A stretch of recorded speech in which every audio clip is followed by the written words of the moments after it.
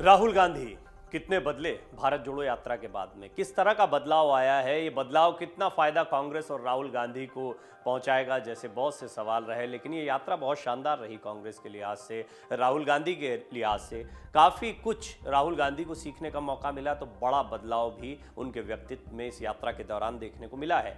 राहुल गांधी की अगुवाई में निकाली गई भारत जोड़ो यात्रा सोमवार को संपन्न हो गई है। यात्रा के समापन समारोह में श्रीनगर में मौलाना आजाद रोड स्थित कांग्रेस मुख्यालय में राहुल गांधी ने तिरंगा फहराया और इसके बाद शेर कश्मीर स्टेडियम में जनसभा को संबोधित किया। इस दौरान कांग्रेस के वरिष्ठ नेताओं के साथ विपक्षी दलों के कई बड़े नेता भी मौजूद रहे।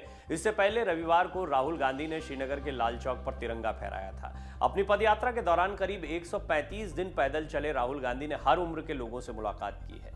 इसके साथ ही कांग्रेस ने उनकी नई छवि गढ़ने की हर मुमकिन कोशिश की। इसके लिए कई तरीके अपनाए गए और उन्हीं में से एक था पदयात्रा के दौरान राहुल का आम हो जाना। भारत जोड़ो यात्रा कांग्रेस पार्टी के अच्छे मैनेजमेंट का नतीजा भी रही है।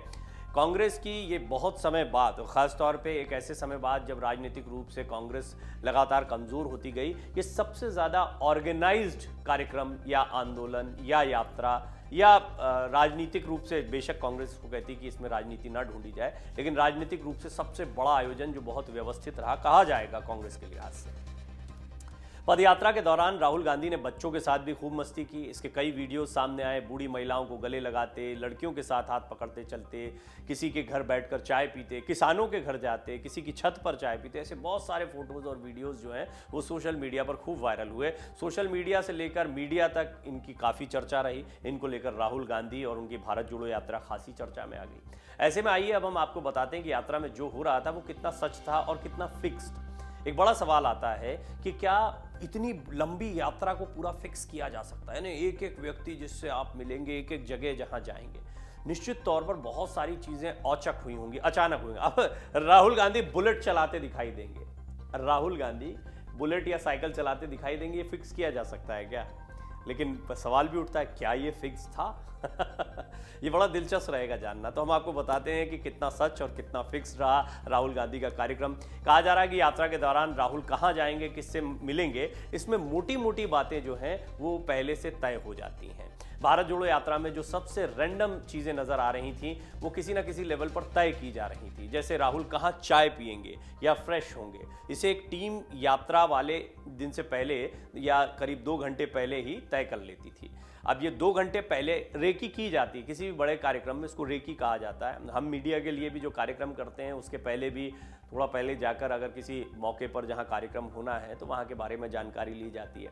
अब राहुल गांधी के साथ तो सुरक्षा का मुद्दा भी जुड़ा रहता है। फिर इतना हाई प्रोफाइल चेहरा अगर वो जनता के बीच में चल रहा है तो निश्चित तौर पर थोड़ी एहतियात भी बरती जाएगी और पहले से तय किया जाएगा कि राहुल गांधी किसके यहाँ जाएंगे, किसके साथ बैठेंगे। आपको याद होगा कि एक किसान के घर पर जब राहुल गांधी गए थे तो वहाँ पर उनके परिवार के लोगों को भी बाहर खड़े रहना पड़ा था, क्योंकि वो कहीं बाहर थे और जब वो वापस आए तो सुरक्षा कर्मियों ने उनको बाहर रोक दिया था। तो इस तरह की घटनाएं भी होती हैं, इस तरह की चीज़ें भी सामने आती हैं। इससे स्पष्ट होता है कि बहुत सारी चीज़ें राहुल गांधी को लेकर टीम कुछ देर पहले तय करती थी और उसके बाद में उनका मूवमेंट होता था। लेकिन बहुत पहले नहीं कि जब यात्रा निकल रही थी तभी सब कुछ तय कर दिया गया था। हाँ, इसके लिए टीम जरूर फिक्स की गई थी। ये टीम टी ब्रेक के लिए 3 जगह चुनती थी और राहुल गांधी की सुरक्षा में तैनात एसपीजी इनमें से किसी एक को चुनती थी। यात्रा के दौरान राहुल जिन सेलिब्रिटीज, मजदूर समूहों, कलाकारों के ग्रुप्स या अन्य लोगों से मिले वो भी पहले से फिक्स थे। उनका नाम लिस्ट में था, वो कहां मिलेंगे और कितनी देर में मिलेंगे ये भी तय था। सभी का सिक्योरिटी चेक होता था। सिर्फ एक चीज स्वाभाविक थी, यात्रा देखने आए लोगों में से राहुल का किसी को मिलने के लिए बुला लेना। अचानक से कोई दिख रहा है, कोई बच्चा है, कोई लड़की है, कोई बुजुर्ग है, उनको बुला लेना, उनके साथ आत्मीयता के साथ मिलना, ये बहुत ही ये फिक्स हो नहीं सकता। क्योंकि हालांकि इनमें से भी ज़्यादातर लोगों का पहले से सिक्योरिटी चेक होता था जो राहुल गांधी के आसपास चल रहे होते थे या उनकी नज़र में दिखाई पड़ते थे। लेकिन आप जैसे शामली जैसा आपने उत्तर प्रदेश में देखा, पश्चिम यूपी पर से जब गुजर रहे थे राहुल गांधी तो लोग सड़कों के किनारे खड़े थे। अब सबको सड़कों पे किनारे खड़े रहने के लिए पहले से सिक्योरिटी चेक नहीं किया जा सकता है। फिर भी बहुत ये कोशिश की जाती थी कि राहुल के इर्द गिर्द के घेरे में जितने लोग चल रहे हैं और उनमें अगर कोई बहुत सामान्य व्यक्ति आ भी रहा है आम लोगों का, तो वो उसका सिक्योरिटी चेक प्रॉपर होता था और पहले वो फिल्टर होकर कि कौन है ये व्यक्ति, क्यों मिलने आ रहा है, ये सारी चीज़ें तय होने के बाद फिर वो राहुल गांधी के साथ में चलता हुआ दिखाई देता था। उनका मोबाइल भी रख लिया जाता था और तब ये राहुल के पास पहुंचते थे और उसके बाद में राहुल के साथ पद यात्रा करते थे। यात्रा के दौरान राहुल और अन्य यात्री कहाँ रुकेंगे पहले महीनों पहले तय हो गया था। वो रूट मैप जो है, वो रूट प्लान जो है, वो पहले से तय था, वो महीनों पहले तय हो गया था।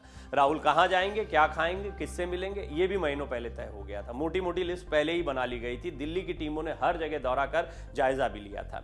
यात्रा के सभी बड़े इवेंट्स पहले से फिक्स थे। सभी राज्यों में यात्रा को भव्य बनाने के लिए 6 महीने पहले से ही कूपन के जरिए पैसे इकट्ठा किया जा रहा था। बाकी पैसा लोकल विधायकों और बड़े नेताओं ने दिया था। राजस्थान, छत्तीसगढ़, इनकी भूमिका बहुत महत्वपूर्ण मानी जा रही है इस यात्रा को सफल बनाने में या इसका जो खर्चा उठाया गया उसके लिए। और स्थानीय जो नेता और विधायक थे उन लोगों ने भी इसको मैनेज किया है, क्योंकि ये भी कहा जा रहा था कि कहाँ से फंडिंग हो रही है, बहुत बड़ी यात्रा है। यात्रा पूरी तरह राहुल की इमेज बिल्डिंग एक्सरसाइज के तौर पर देखी जा रही है, जिसकी प्लानिंग महीनों पहले कांग्रेस की लीडरशिप ने की थी। मेन स्ट्रीम मीडिया को दूर रखना, कुछ यूट्यूबर्स को इंटरव्यू देना भी प्लान का हिस्सा था। आपने देखा राहुल गांधी ने इंटरव्यूज दिए, लेकिन उन्होंने यूट्यूबर्स को, सोशल मीडिया के लोगों को इंटरव्यू दिए और वो काफ़ी उनकी यात्रा में चलते भी दिखाई दिए। उनको तवज्जो दी जा रही थी। बाकायदा उनके लिए एक अलग से चर्चा का आयोजन भी राहुल गांधी ने किया था, जब वो यूट्यूबर्स के बीच में बैठकर बात, ये तय था। इससे मेन स्ट्रीम मीडिया को लेकर कितने हमले किए राहुल गांधी ने, वो कहीं ना कहीं बताना चाहते हैं कि मेन स्ट्रीम मीडिया के नाम पर जो 2-4 बड़े 5 बड़े चैनल हैं उन तक सीमित होकर एक गलत नैरेटिव पेश किया जा रहा है। उनको बड़ी नाराजगी थी कि मीडिया उनकी यात्रा को कवर नहीं कर रहा, लेकिन सोशल मीडिया पर, यूट्यूब पर उनकी यात्रा को काफ़ी कवर किया गया है। और ये सारी चीज़ें पहले से तय थी कि वो किन यूट्यूबर्स से मिलेंगे, उनसे क्या बातचीत करेंगे, ये सब पहले से तय किया गया था। उनको पहले से बुलाया गया और फिर अलग अलग मुद्दों पर बातचीत की गई। इसकी तस्वीरें आपने कई बार देखी हैं। जैसा मैंने आपको बताया, यूट्यूबर्स के लिए तो बाकायदा उन्होंने एक अलग से चर्चा का आयोजन भी किया था। तो कुल मिलाकर राहुल गांधी की यात्रा में ज्यादातर चीजें मोटे तौर पर फिक्स दिखाई देती हैं, लेकिन हाँ, ये कहना भी गलत नहीं होगा कि कुछ चीजें स्वाभाविक भी थी। यात्रा में अचानक लोगों से मिल लेना, बच्चों के पुशअप लगाते दिखाई देना, बुलेट चलाते दिखाई देना, ऐसे बहुत सारे खूबसूरत पल आए जब किसी बच्ची को अपने कंधे पर बैठाकर राहुल गांधी चल रहे हैं। तो ऐसी बहुत सारी चीजें हैं जो इतनी लंबी यात्रा के दौरान राहुल गांधी के साथ जुड़ी। तो कुछ फिक्स था तो कुछ बहुत स्वाभाविक भी था, लेकिन मोटे तौर पर उनकी सुरक्षा को देखते हुए, इस बड़े आयोजन को देखते हुए ज्यादातर चीजें पहले से तय की गई थी। डाउनलोड करें अमर उजाला ऐप और पाएं खबरें लगातार।